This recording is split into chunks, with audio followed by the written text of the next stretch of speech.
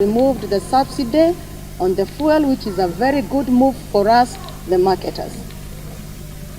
In our market chain, we are the last people in the market chain because fuel will come in the country and then we buy from the oil marketers and then we come and distribute it as retailers to the final consumer.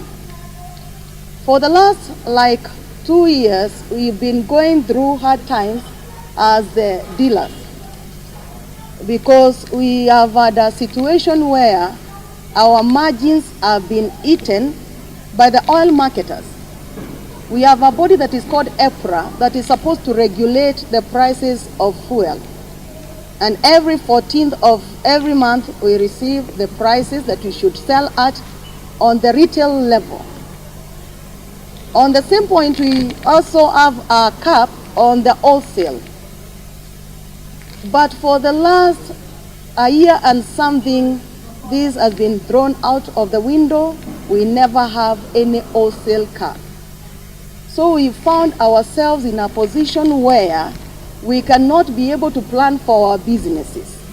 On 14th, you'll be given the prices, whether the price is going up or the price is going down or the price is staying constant.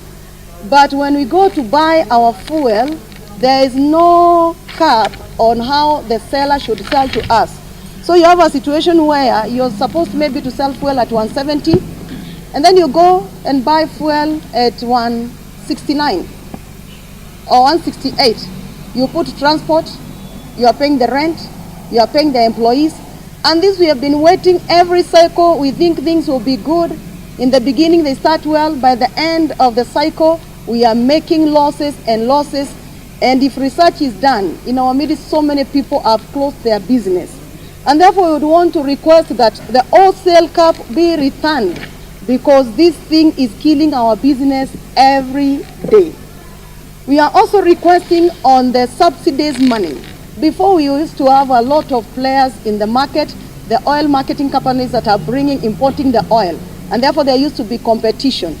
Today there's no competition. We have very few people that are able to have the cash to bring in the fuel.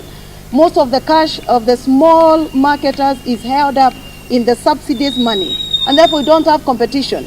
We really have to push for the few companies that you bring, and you find sometimes they will say that they are not selling to the non-franchised dealers, so they are just selling to their stations. And now we have to buy at the price that they ascribe, or we have so many stockouts. I want to remind us that the independent dealers make about 60% of the retailers of fuel in this country. So if we shut down, it means the economy will go slow and the big companies cannot be able to supply the fuel in the country. It was designed that National Oil would be bringing fuel for us, which is not happening today.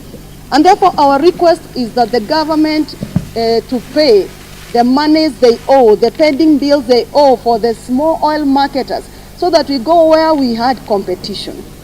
Fuel being a high turnover business, the taxman is looking at the cash flows, and sometimes the monies they ask from fuel dealers is unthinkable.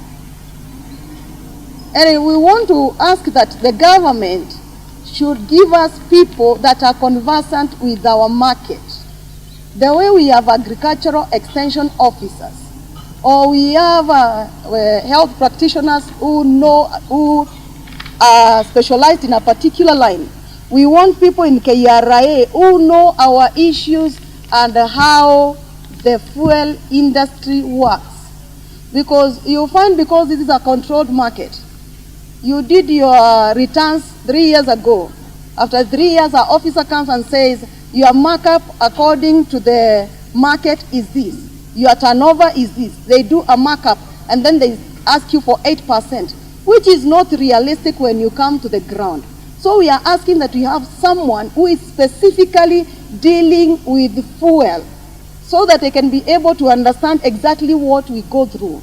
We also want to ask this, government, because you need money from us. We are the business people that charge the taxes for you. We want to ask for tax education, because us being business people, how much education do we have on tax? We will rely on accountants. And sometimes there are so many cartels between the KRA officers and the accountants that we have. We are asking that we be given tax education. Right now, we are rolling out, we are getting into ETRs that are connected to the teams, which is good. But let's come to the issue of VAT, which we are asking the government to scrap from fuel. And if it does not scrap, let it put that 8% before I sell. Let it calculate before I sell, I pay before. Because 8% is input minus output. Now, the output that the taxman will expect me to get, if I bought 10,000 liters, they will calculate for me 10,000 liters.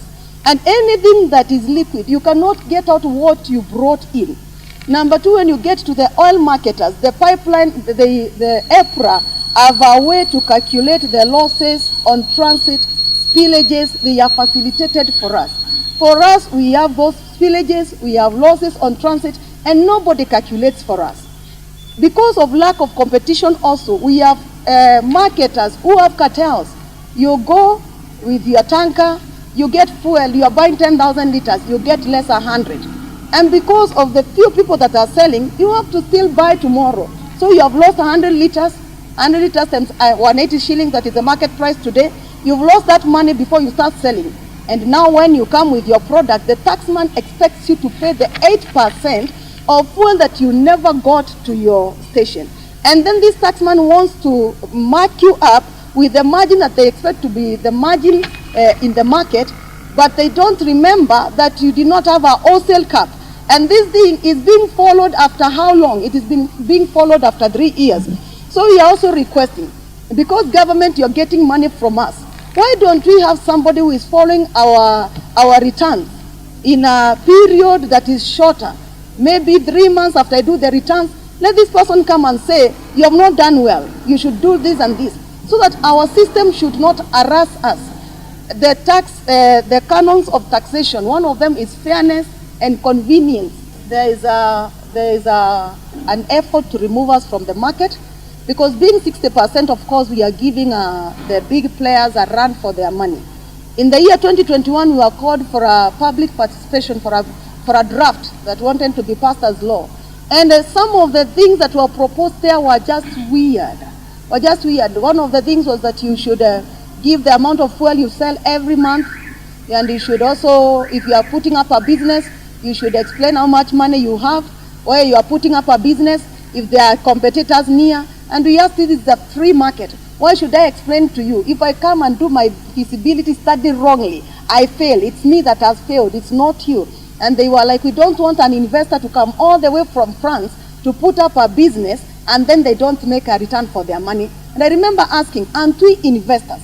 So it's like there's an effort of pushing us, the small players, out of the market. Good that the subsidy is out, because now the market forces are the ones that are going to dictate the market.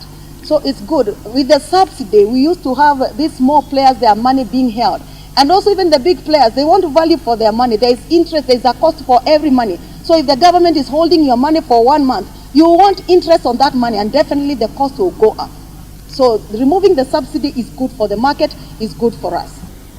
Actually, we are the mamamboga in this sector. Mamamboga means this is the person that is in the interior. This is the person that is knowledgeable of the local situations in our situations here. We are selling fuel to the interior. The government regularized the bonda sector and they brought them inside.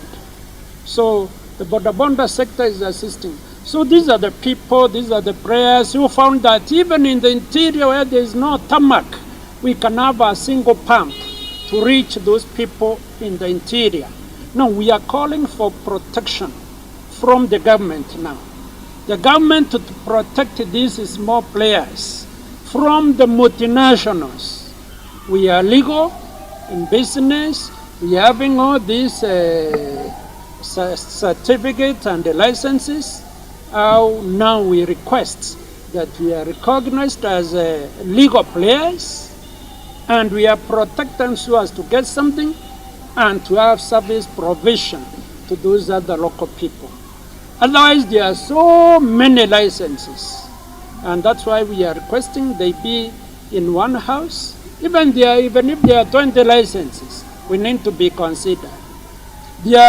Somebody goes for 3-4 months without profit, and you look for money elsewhere to pay your employees. So that's why we're asking for government now to protect us. All those that are making laws in the parliament and elsewhere, they see to it that the important players here, and they are all protected.